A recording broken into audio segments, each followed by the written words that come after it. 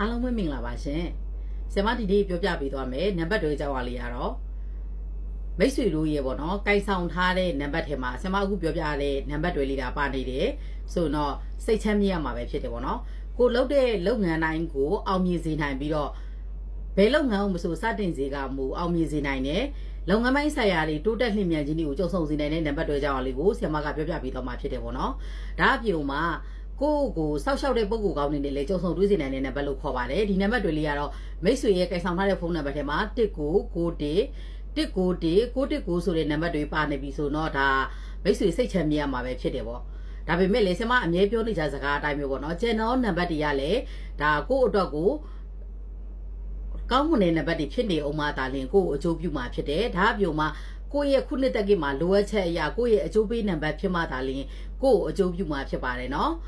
အဲ့တော့နောက်လဲစိတ်ဝင်စားစရာနံပါတ်တွေအကြောင်းအလေးတွေကိုဆရာမကပြောပြပေးနေအောင်မှာဖြစ်တဲ့အတွက်ဆရာမရဲ့ page လေးကို like and follow လေးပြုလုပ်ခဲ့ပေးဖို့အတွက်မမေ့ပါနဲ့နော်မိတ်ဆွေတို့ရဲ့ကိုင်ဆောင်ထားတဲ့ဖုန်းနံပါတ်အစိုးကောင်းကြောင်းအားတွေကိုလည်းဆရာမရဲ့ Facebook Messenger သို့မဟုတ် TikTok ချက်ပေါက်မှာလာပြီးတော့အခမဲ့လာရောက်မြင်မြန်နိုင်ပါတယ်ရှင်အားလုံးကျေးဇူးအထူးတင်ရှိပါတယ်နော်